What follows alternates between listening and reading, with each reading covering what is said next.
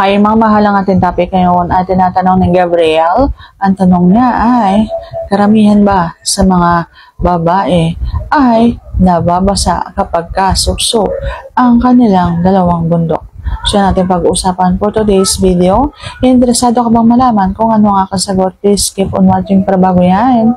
Kung bago ka pa lang sa akin channel, please consider to like this video and subscribe my channel.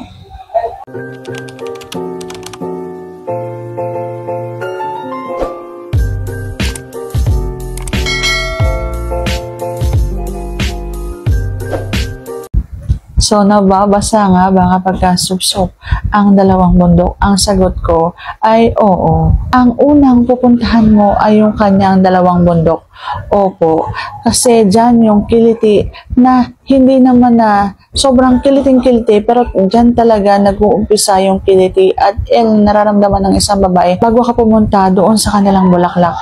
Diyan talaga nagsisimula o bumabangon, lalo na ako. Ako kasi gustong-gusto ko yan. Gustong-gusto kong ginagalaw ang aking dalawang bundok. Hindi ko alam sa ibang babae kung manhid sila, pero ako kasi sobrang sarap na sarap ako kapag halimbawang nilalaro ng dila ang aking dalawang bundok.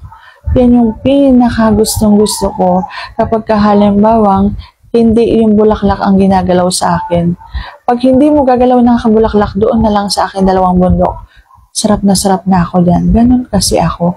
Gustong-gusto ko na nilalaro ng dila yung aking dalawang bundok.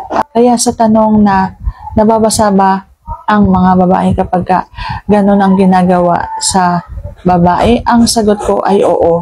Lalo na ako na bumabangon yung nararamdaman ko sa aking katawan kapag halimbawang ginagawa yun sa aking dalawang bundok. So, sana nasagot ko ng tama ngayong tanong. And if you like this video, please consider to like this video and subscribe my channel. Thank you for watching and see you on my next vlog.